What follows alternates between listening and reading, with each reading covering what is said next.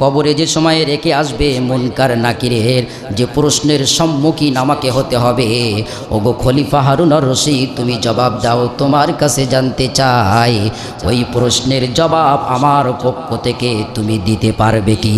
আমাদের সাতক্ষীরার নব নিযুক্ত ডিসি সাহেব এবং ইউনো সাহেব তাদের উপস্থিতিতে আমাদেরকে ডেকেছিলেন একটা মিটিংয়ে। তো ইতিপূর্বে যারা ডিসি ছিল, ইউনো ছিল, এসপি ছিল, আপনারা নিজেরাই জানেন তারা কি ধরনের ব্যক্তি ছিল। কিন্তু গতকালকে আমাদেরকে ডেকে উনি যে দুনিয়ার কাজটা করতেছি, এই কাজের ভিতরে ভালো কাজ যদি না করতে পারি তাহলে আল্লাহ পাকের এই আয়াত লিয়াবলুয়াকুম আইয়ুকুম আহসানু আমালা, তাহলে জীবনটা ভালো হবে না, আমলটা ভালো হবে না। এই আমলের জন্য কি করতে হবে? পৃথিবীর বুকে কার কোথায় কোন জায়গায় কোন স্থানে মৃত্যুবরণ করবে কেউ জানে না, কোন সময় এটাও কোনো নির্ধারিত নয়। আজকের তথ্য প্রযুক্তির এই যুগে মানুষ আবিষ্কার করতে করতে দুনিয়ার এই জীবন থেকে, এই জমিন থেকে মহাশূন্য পেরিয়ে মঙ্গল গ্রহে পর্যন্ত পৌঁছেছে। কোথায় কি আছে মানুষ ব্যাখ্যা বিশ্লেষণ করতে তাদের জ্ঞান বুদ্ধি বিমুক্তায় সক্ষম হয়েছে। কিন্তু মানুষের মৃত্যু কখন হবে, কোন সময় হবে, কোন জায়গায় হবে, এটা পৃথিবীর কারোর তত্ত্বে আজও পর্যন্ত জানা হয় নাই। কিয়ামত পর্যন্ত কেউ জানতে পারবে না। কোরআনুল কারীম আল্লাহ তাআলা 5টি বিষয় সম্পর্কে বলেছেন যে এই 5টি বিষয় পৃথিবীর মানুষ যত চিন্তা ভাবনা করুক না কেন কেউ আবিষ্কার করতে পারবে না। ইন্নাল্লাহা ইনদাহু ইলমুস সাআ ওয়া ইউনাজ্জিলুল গায়থা ওয়া ইয়া'লামু মা ফিল আরহাম ওয়া মা তাদরি নাফসুম মাযা তাকসিবু গাদা ওয়া মা তাদরি নাফসুম বিআইয়ি আরদিন তামুত ইন্নাল্লাহা আলিমুন খবীর। সুবহানাল্লাহ। আল্লাহ পাক বলেন 5টি বিষয় সম্পর্কে পৃথিবীর বুকে কেউ জানতে পারবে না একমাত্র কে ছাড়া? আল্লাহ ছাড়া।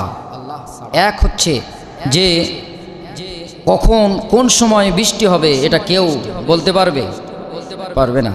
আবহাওয়াবিদ যারা আছেন তারাও কি বলতে পারবে? তারাও বলতে পারবে না। ওরা একটা আনুমানিক ধারণা দিতে পারে যে অমুক সময় বৃষ্টি হওয়ার সম্ভাবনা আছে, কিন্তু অনেক ক্ষেত্রে দেখা যায় সেটা হয় না।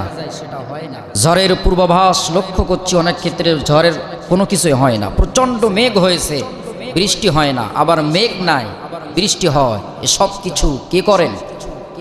আল্লাহই করেন। ওয়া ইয়া'লামু মা ফিল আরহাম, মায়ের রেহেমের ভিতরে সন্তান কি আছে, কি হবে, এটা কেউ বলতে পারবে না। এখন তো আপনাদের প্রশ্ন আসতেই পারে, হুজুর আল্ট্রাসাউন্ডের মাধ্যমে ছেলে কি মেয়ে আজকের বিজ্ঞান এ তত্ত্ব আবিষ্কার করতে সক্ষম হয়েছে। কোরআনুল কারীম তাফসীর যে সময় যে অবস্থায় সে অনুযায়ী তাফসীর করলে মানুষের সুবিধা হয়, এই জন্য কোরআনের থেকে আধুনিক বিজ্ঞান আর কিছুই হতে পারে না। জোরে কান সুবহানাল্লাহ। মায়ের রেহেমের ভিতরে ছেলে কি মেয়ে আজকের বিজ্ঞান, আজকের ইলেকট্রনিক এটা আবিষ্কার করতে সক্ষম হয়েছে, ছেলে কিংবা মেয়ে। কিন্তু মায়ের পেটের ভিতরে এই ছেলে এই মেয়ে ভালো সন্তান হবে নাকি খারাপ সন্তান হবে আজ পর্যন্ত বিজ্ঞানীরা আবিষ্কার করতে সক্ষম হয় নাই। জোরে কান সুবহানাল্লাহ। তাহলে কোরআনের এই তত্ত্ব সঠিক নাকি বেঠিক? অবশ্যই সঠিক। ছেলে হবে কি মেয়ে হবে এটা আপনি বলতে পারবেন, কিন্তু এই ছেলে আল্লাহ বলতেছে মায়ের রেহেমের ভিতরে কি আছে। এখানে তাফসীর এটাই আসছে যে ছেলে সন্তান হওয়ার পরে এটা কি কুসন্তান হবে নাকি সুসন্তান হবে, মেয়ে সন্তান হওয়ার পরে এটা কি কুসন্তান হবে নাকি সুসন্তান হবে, ভালো হবে নাকি খারাপ হবে, এটা কি আল্ট্রাসাউন্ডের মাধ্যমে কেউ কি বলে দিতে পারবে? সুবহানাল্লাহ। এরপরে একজন ব্যক্তি কোথায় মারা যাবে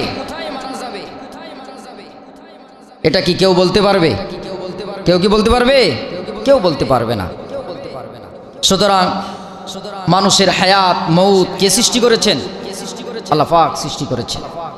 কোরআনুল কারীমে সূরা মুলকের ভিতরে আল্লাহ পাক বলেন, আল্লাযী খালাকাল মাউতা ওয়াল হায়াতা লিয়াবলুয়াকুম আইয়ুকুম আহসানু আমালা।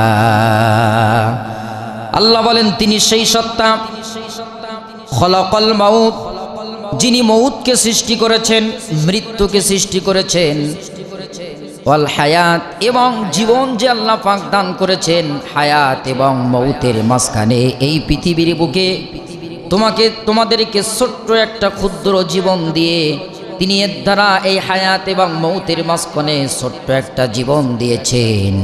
এই জীবনের মাধ্যমে তিনি জানতে চান, তিনি দেখতে চান, তিনি পরীক্ষা করতে চান তোমাদের ভিতরে কে আল্লাহর প্রিয় হতে পারে আর কে আল্লাহর অবাধ্য হয়ে যেতে পারে। কে আল্লাহ পাকের এই জমিনের ছোট্ট একটা হায়াত পেয়ে কে আল্লাহর প্রিয় হতে পারে। লিয়াবলুয়াকুম আইয়ুকুম আহসানু আমালা, অন্তর থেকে কে আল্লাহর জন্য ভালো ভালো কাজ করতে পারে। সুবহানাল্লাহ বলেন। আল্লাহ রাব্বুল আলামিন দুনিয়ার বুকে আপনাকে ভালো কাজের জন্য সৃষ্টি করেছেন। সব কাজ ভালো করা যায়, আবার সব কাজ খারাপ করা যায়। আপনার জীবনের চাকরি, আপনার জীবনের ব্যবসা বাণিজ্য, আপনার জীবনের এ টু জেড যা কিছু আপনার জীবনে আপনি করতেছেন এ সব কিছু ভালো করা যেতে পারে, আবার আপনি ইচ্ছে করলে এই কাজটা আপনি খারাপের দিকে নিয়ে যেতে পারেন। যায় কি যায় না? সব কাজ ভালো করা যায়। আপনি বড় চাকরিজীবী, ইচ্ছে করলে আপনি এই চাকরির জীবন থেকে সুন্দর একটা জীবন গঠন করতে পারেন। আপনি ব্যবসায়ী, ইচ্ছে করলে এই ব্যবসাটা সুন্দরভাবে আপনি হালাল পদ্ধতি করতে পারে, আপনার জীবনটা সুন্দর হবে। এই খারাপ এবং ভালো কিন্তু সবাই কিন্তু করবে না। অনেক মানুষ এই ভালো কাজটা খারাপের দিকে নিয়ে যাবে। ওই ব্যবসা হালাল নয় যে ব্যবসা সুদের ব্যবসা, ওই চাকরি হারাম নয় যে চাকরির ভিতরে আপনার সুদ ঢুকে যায়, ওই চাকরি হালাল নয় যে চাকরির ভিতরে 2 নম্বরে ঢুকে যায়। আপনার ইচ্ছাধীন আল্লাহ পাক এই জীবন দিয়েছেন, আপনার ইচ্ছা স্বাধীনতাও দিয়েছেন। সম্মানিত ভাইয়েরা আমার, জীবনটা আপনার দিয়েছেন হচ্ছে আল্লাহ, এর ভিতরে একটা আল্লাহ পাক ইচ্ছা শক্তি দিয়েছেন।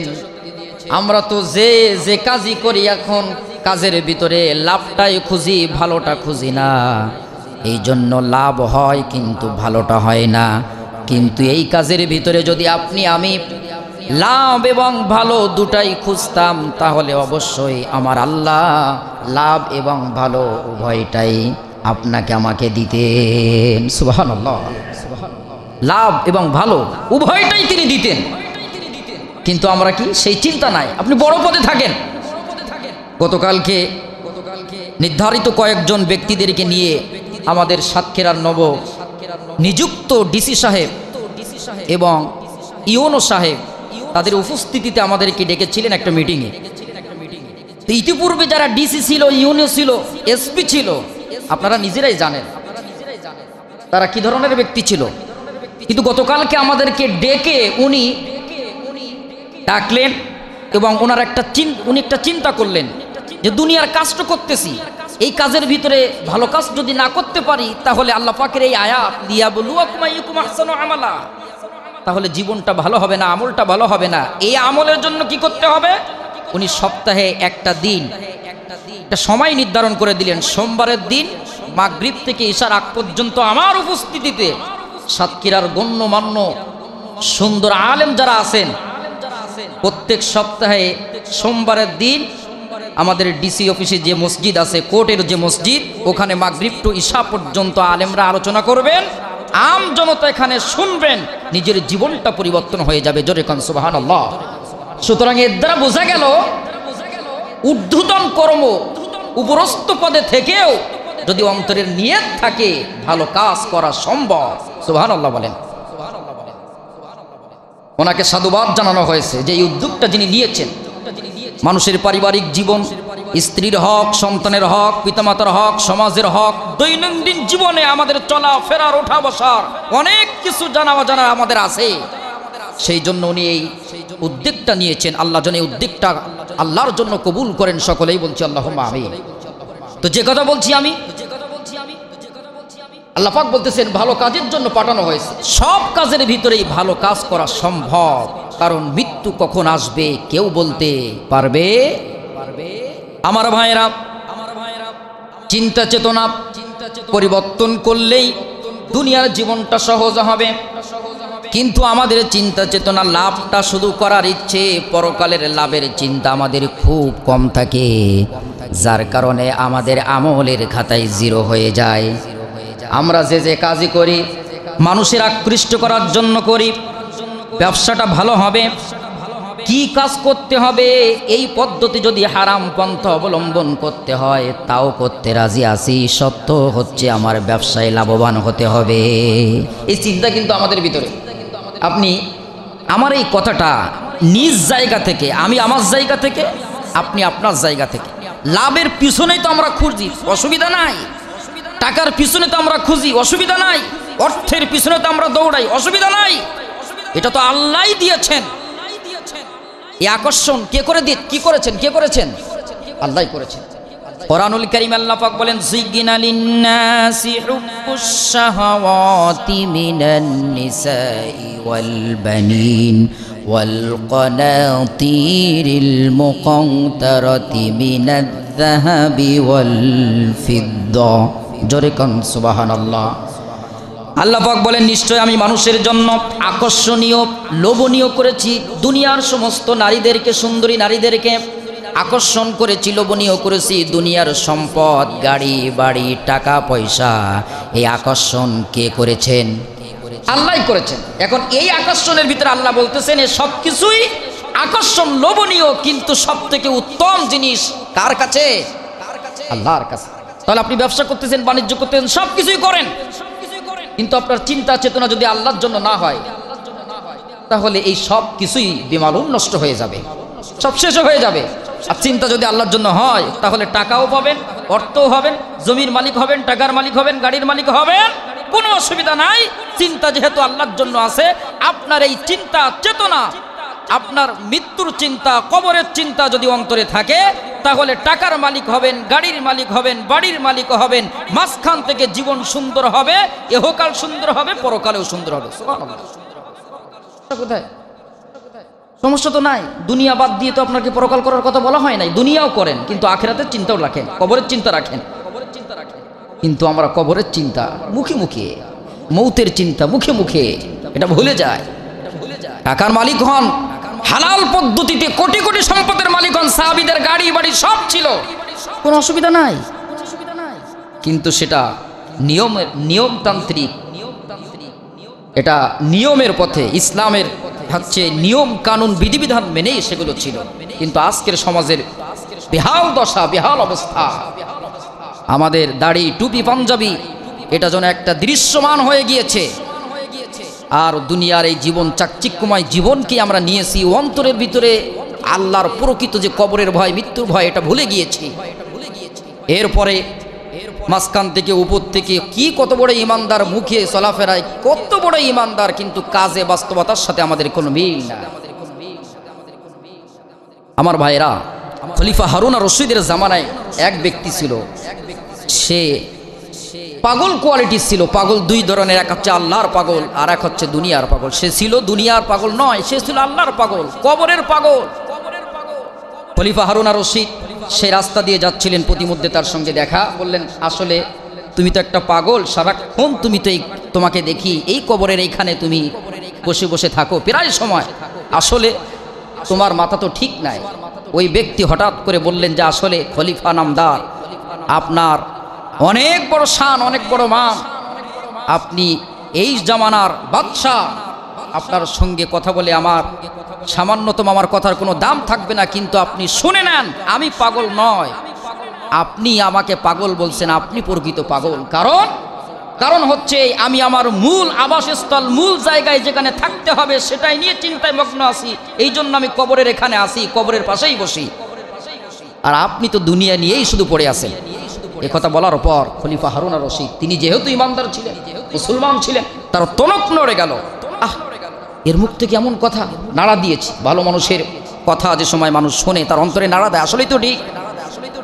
এখন বলতেছে, আচ্ছা আমি তোমার কথায় অনেকটা মুগ্ধ হয়েছি, তোমাকে আমার দরকার আমার দরবারে, আমার আয়াত্তে মাঝে মধ্যে তোমার এই কথা শোনার জন্য, আমার একটু আমার চিন্তাকে নাড়া দেওয়ার জন্য, আমার পরকালকে একটু নাড়া দেওয়ার জন্য তোমাকে দরকার।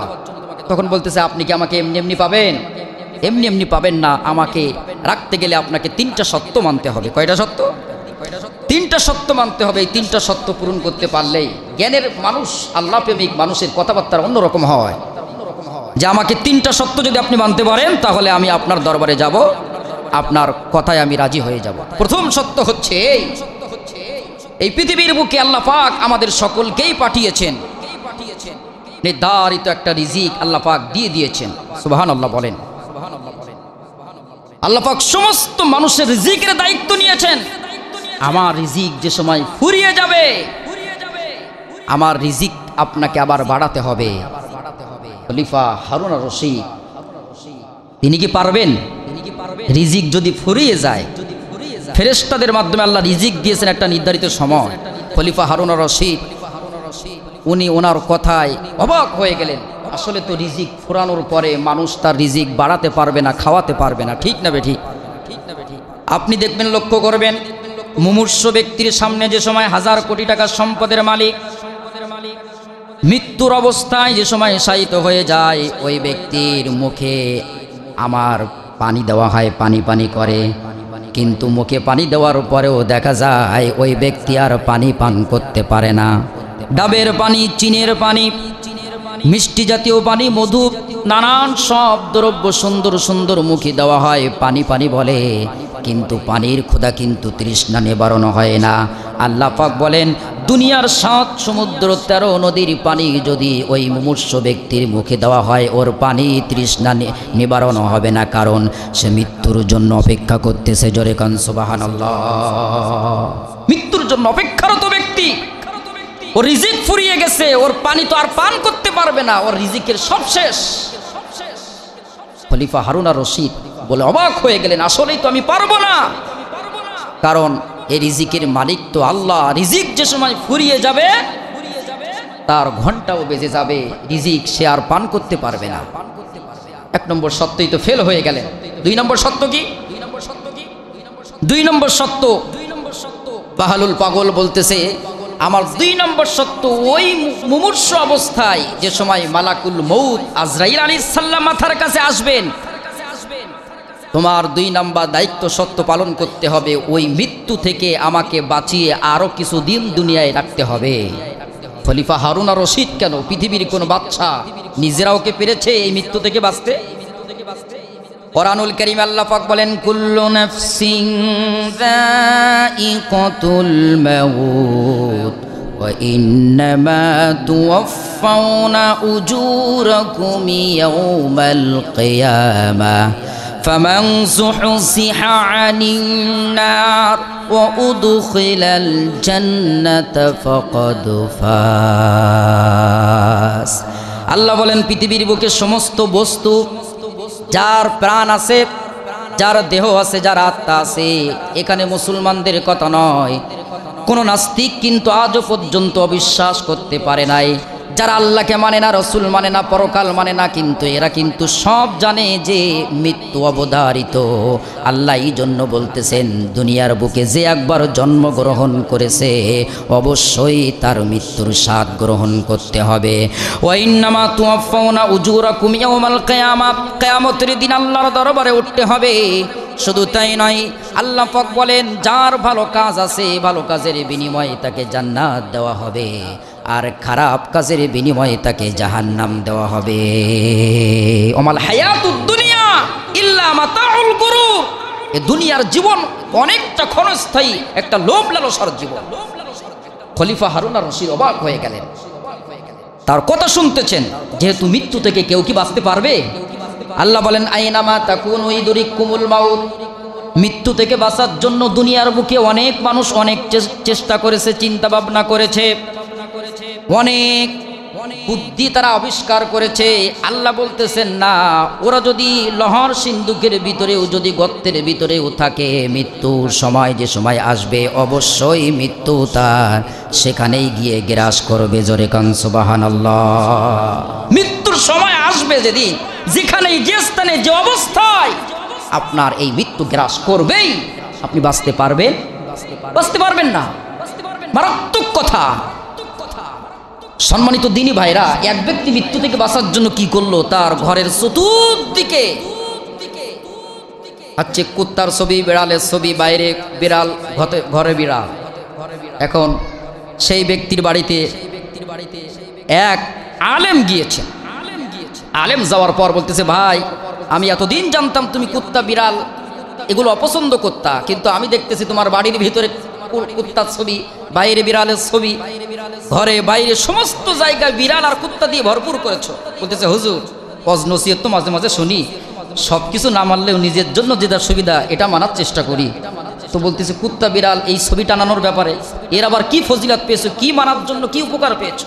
কিন্তু হুজুর মাঝে মধ্যে হুজুরদের ওয়াজে শুনেছি যে ঘরে ভিতরে বাইরে কুত্তা বিড়াল থাকবে, ছবি থাকবে, ওই ঘরে ফেরেশতা প্রবেশ করতে পারবে না। এই জন্য আমি এই চিন্তা ভাবনা করেছি, যেহেতু মৃত্যুর ভয় আমার তো আছে, আমি দুনিয়ায় চিরকাল থাকতে চাই, আমার ঘরে বাইরে যতদিন কুত্তা বিড়ালের ছবি থাকবে অতদিন তো ফেরেশতা আসতে পারবে না, আমার জানও নিতে পারবে না। এখন আলেমের কাছে কেউ কি পেরেছে এই পর্যন্ত কোরআন হাদিস দিয়ে? পারে নাই। এখন হুজুর বলতেছে, বাবা বুঝতে পেরেছি তোমার কথা, কিন্তু তুমি তো এই হাদিসটা শুনেছো, কিন্তু অন্য আরেকটা যে হাদিস আছে এটা তো তুমি শোনো নাই, যে ঘরের ভিতরে কুত্তা বিড়ালের ছবি আসবে, ওই ঘরে খারাপ ফেরেশতা আসবে না। কিন্তু ফেরেশতা তো দুই প্রকার, এক হচ্ছে খারাপ ফেরেশতা আর একটা হচ্ছে ভালো ফেরেশতা। কিন্তু আমি জানতে চাই যে কুত্তা বিড়াল এরা কি সারা জীবন বেঁচে থাকে? থাকে না। যে ফেরেশতা কুত্তা বিড়ালের জান কবজ করে, ওই কায়দায় তোমার জান কবজ করে তোমার ঘর থেকে নিয়ে যাবে। তুমি তালবাহনা করে দুনিয়ায় থাকতে পারবে? কেউ কি পারবে? মরণ থেকে পালাও তুমি, মরণ তোমায় লইবে ঘিরি, যদিও সুদূর আকাশ পানে লুকাও সেটাই লাগিয়ে সিঁড়ি। এ মহারোগের চিকিৎসক নাই, নাই সে ঔষধ জগতে, খুঁজিয়া কাতর হইয়া কি হবে, পারিবে না তারে ফেরাতে। মৃত্যুর হাত থেকে কেউ তো বাঁচতে পারবে না। খলিফা হারুন আর রশিদ অবাক হয়ে গেলেন তার এই সত্য, 2 নাম্বার সত্য শুনে, আর বলতে লাগলেন, না তোমার মৃত্যু আমার মৃত্যু একমাত্র আল্লাহর হাতে। দুনিয়ায় যে সময় মৃত্যু আসবে কেউ দুনিয়ার বুকে থাকতে পারবে না। জোরে কান সুবহানাল্লাহ। 3 নাম্বার সত্য কি? 3 নাম্বার সত্য, আমার মৃত্যুবরণ করার সাথে সাথে আমাকে নিয়ে যাবে কবরের ভিতরে। কবরে যাওয়ার পরপরই মুনকার নাকির 2 জন ফেরেশতা আমার কবরে হাজির হবে। নীল চক্ষু বিশিষ্ট 2 জন ফেরেশতা আসবে, বিভীষিকাময় মুহূর্তে আমাকে কবরে রেখে আসবে। আমার জন্য সকলেই কান্নাকাটি করবে, কিন্তু বাস্তব সত্য কথা কেউ তো জানে না, কেউ তো বোঝে না। সবাই জানার পরেও না জানার ভান করে। আহারে এত কান্নাকাটি, এত মায়া, এত ক্রন্দন, এত চুল ছেঁড়া, এত চোখের পানি ফেলা, এত কিছু হায় হতাশ করা, কিন্তু বাস্তব সত্য কথা আমার কবরে আমাকেই থাকতে হবে। আমার কলিজার টুকরা সন্তান, যে সন্তানের জন্য নিজের রক্তটা পানি করলাম কষ্ট করে করে, আমার প্রাণের প্রিয়তমা স্ত্রী, যার জন্য এত ভালোবাসা, আমার প্রাণ প্রিয় আমার মা, আমার বাবা, আমার ভাই, আমার বন্ধু, সকলেই কান্নাকাটি করবে, আমাকে দেখবে, চোখের পানি ফেলবে। কিন্তু ওই কবরে যে সময় রেখে আসবে মুনকার নাকিরের যে প্রশ্নের সম্মুখীন আমাকে হতে হবে, ওগো খলিফা হারুন আর রশিদ তুমি জবাব দাও। তোমার কাছে জানতে চাই, ওই প্রশ্নের জবাব আমার পক্ষ থেকে তুমি দিতে পারবে কি? পারবে? পারবে তো না। সঙ্গে সঙ্গে বললেন, আমি পারবো না, কারণ এই যে কবরের ওইখানে কেউ তো যাবে না। কবরের আযাব, কবরের প্রশ্ন সত্য, কবরের ভয় মানুষের অন্তরের ভিতরে রাখতে হবে। আমি এই জন্য কবরের চিন্তা করে কবরের পাশে বসে আছি সারাদিন কান্নাকাটি করে। কারণ রাসূল কারীম সাল্লাল্লাহু আলাইহি ওয়াসাল্লাম বলেছেন, তোমরা দিনে এবং রাতে কবরের আযাব থেকে আল্লাহর কাছে পরিত্রাণ চাও, মাফ চাও। হযরতে ওসমান রাদিয়াল্লাহু তাআলা আনহু নবী করিম সাল্লাল্লাহু আলাইহি ওয়াসাল্লামের অন্যতম সাহাবী জামাতা, যাকে বলা হয় জিন্নুরানাইন, এত বড় নরম, এত বড় আমলদার, এত সুন্দর একজন সাহাবী, তিনি কান্নাকাটি করতেন বারবার। সাহাবীরা জিজ্ঞেস করলেন, ওগো ওসমান, ওগো ভাই, আমরা লক্ষ্য করি দেখি নবীজি যে সময় ওয়াজ করে এবং কবরের কথা আলোচনা করে তুমি বারবার কেন কান্নাকাটি করো? এমনকি হাত্তা ইয়াবুল্লাহ লাহিয়াতুহু, তোমার দাড়ি মোবারক ভিজে ভিজে পড়ে। হযরতে ওসমান বলেছেন, তোমরা শুনে নাও আমার সাথী ভাইয়েরা, আমি আমার নবীর কাছ থেকে শুনেছি কবর বড় কঠিন জায়গা, সব জায়গায় সাথী পাওয়া যায় কিন্তু কবরে একবারে সাথীবিহীন হতে হয়। আমি আমার নবীর কাছ থেকে শুনেছি এই কবর থেকে কোনো ব্যক্তি যদি পরিত্রাণ পেয়ে যায়, ফাইন নাজা মিনহু ফামা বাদা আইসারা মিনহু ওয়া ইন নাজা মিনহু ফামা বাদা সাদ্দা মিনহু। যদি কোনো ব্যক্তির এই কবরের প্রশ্নের জবাবটা সঠিক হয়, সুন্দর হয়, তাহলে তার পরবর্তী জীবন হাসর মিজান ফুলসিরাত তার জন্য সহজ হয়ে যাবে। আর কবরের প্রশ্নের সম্মুখীন কেউ যদি বাধাগ্রস্ত হয়ে যায়, হাসর মিজান ফুলসিরাত সব জায়গায় বাধাগ্রস্ত হয়ে যাবে। এই জন্য আমি কবরের কথা শুনে শুনে বেশি বেশি কান্নাকাটি করি। হযরত আলী রাদিয়াল্লাহু তাআলা আনহু কাররামাল্লাহু ওয়াজহু, জান্নাতের সুসংবাদপ্রাপ্ত সাহাবী, তিনি কবরের পাশ দিয়ে যাচ্ছেন আর বলতেছেন, কবরবাসী, তোমার কত মান ছিল, শান ছিল, টাকা ছিল, গাড়ি ছিল, বাড়ি ছিল, কত আত্মীয় স্বজন কান্নাকাটি করেছে, আজ তোমাকে বেমালুম সবাই ভুলে গিয়েছে। বেমালুম সবাই ভুলে গিয়েছে, কেউ আজ কান্নাকাটি করে না। তোমার যে স্ত্রী ছিল তার জন্য সে স্বাভাবিকভাবে জীবনযাপন করতেছে, সন্তান স্বাভাবিক হয়ে গিয়েছে, সব ভুলে গিয়েছে। তোমার জীবনটা যদি সুন্দর হয়, এখানেই তোমার সেই আল্লাহ তোমাকে জান্নাত দিয়ে দেবে। আর যদি অসুন্দর হয়, দুনিয়ার জীবন যদি তুমি সেখানে যদি উল্টাপাল্টা করে আসো, এই কবর তোমাকে কেউ রক্ষা করতে পারবে না। সম্মানিত ভাইয়েরা, কিন্তু আমাদের বাস্তবতা, যে ব্যক্তি কবর খুঁড়তেছে সে জানে না কবরের কথা শোনার পর চোখে পানি আসে না, কবর যে খনন করে তার চোখে পানি নাই, কবর যে খনন করে তার জীবনে নামাজ নাই, কবর যে খনন করে তার হৃদয়ে কোনো কান্নাকাটি নয়। আমি বক্তা, আমি ওয়াজ করতেছি, কবরের কথা শোনার পর আমার হৃদয় নরম হয় না, শ্রোতাদের চোখে পানি আসে না। মানুষ মৃত্যুবরণ করলে স্বাভাবিক জন আজকে স্বাভাবিক হয়ে গিয়েছে, দুনিয়ার সব কিছু শেষ হয়ে যায়, আজকে কবরের আলোচনা এত বেশি করা হয়, কিন্তু আমরা শুনি, শোনার পরে আমাদের হৃদয়টা নরম হয় না। কারণ আমরা মনে করেছি কবরের জীবনটা মারা গিয়েছে, কবর খনন করতে হবে। যে কবর খনন করে সেও জানে না এই কবরে আমাকেও যেতে হবে। মৃত্যু ব্যক্তিকে দাঁড়িয়ে যে ইমাম সাহেব লাশটা সামনে নিয়ে আল্লাহু আকবার বলতেছে, হয়তো ইমামের ভিতরে এই অনুভূতিটা যদি আসতো, আমি একদিন এভাবে শোয়া থাকবো, আমার সামনেও একজন ইমাম দাঁড়িয়ে নামাজ পড়বে। যাকে কবরে রাখা হয়েছে, কবরে রাখার পর যে ব্যক্তি মাটি দিচ্ছে, মাটি দেওয়ার পর সেও ধারণা করে না এভাবেই আমার কবরে মাটি দেওয়া হবে। এই ধারণা, এই চিন্তা চেতনা যদি অন্তর থেকে আসতো, অবশ্যই কবরের ভয় অন্তরে জায়গা পেত, আমাদের জীবনটা সুন্দর হয়ে যেত। জোরে কান সুবহানাল্লাহ। কিন্তু স্বাভাবিক যে কবর খুঁজতে ও খুঁজতেছে, নীরবতা নাই, কান্না নাই, তাড়াতাড়ি মাটি দিয়ে দাও। কিন্তু কবরের ওইখানে দাঁড়িয়ে আপনি কোনো কথাবার্তা বলতে পারবেন না। আমরা কি করি, এই তাড়াতাড়ি কথাবার্তা ওখানেও বলি, কয়েক জায়গায় কথা বলা নিষেধ, তার ভিতরে একটা হচ্ছে কবরে যে সময় মাটি দেওয়া হবে কোনো টু শব্দ করতে পারবেন না প্রয়োজন ছাড়া। আর এত সওয়াব দেওয়া হয়েছে, যে ব্যক্তি জানাজায় শরীক হয় এক কিরাত তার সওয়াব আমলনামায় লিখে দেওয়া হয়। ওই মৃত্যু ব্যক্তির জন্য অপেক্ষা করে যদি মৃত্যু ব্যক্তির সঙ্গে সঙ্গে এসে দাফন অর্থাৎ মাটি দেওয়া পর্যন্ত ওখানে দাঁড়িয়ে অবস্থান করে, রাসূল বলেছেন অবস্থান করলো, কথা বলল না, মাটি দিল, মাটি দিয়ে ওখান থেকে হচ্ছে জায়গা ত্যাগ করলো, এই এক কিরাত হচ্ছে জানাজার জন্য, আর দুই কিরাত যে কবর দিল, মাটি দিল, সময় হচ্ছে ওখানে হচ্ছে সময় ব্যয় করলো, এর জন্য দুই কিরাত, মোট তিন কিরাত সওয়াব তার আমলনামায় লেখা হয়। এক এক কিরাত উহুদ পর্বত পাহাড়ের সমতুল্যতা সওয়াব। দেখুন সুবহানাল্লাহ। এর কারণ কি, এর কারণ জন্য, এর সিগনিফিকেন্সটা কি, এর গুরুত্বটা হচ্ছে এই, যার জন্য এত সওয়াব দেওয়া হয়েছে, যে আপনার অন্তরের ভিতরেও যেন এই কবরের চিন্তা, মৌতের চিন্তা আসে। আল্লাহ যেন আপনাকে আমাকে কবরের চিন্তা নিয়ে দুনিয়ায় বেঁচে থাকার তৌফিক দান করেন। সকলে বলছি আল্লাহুম্মা আমিন।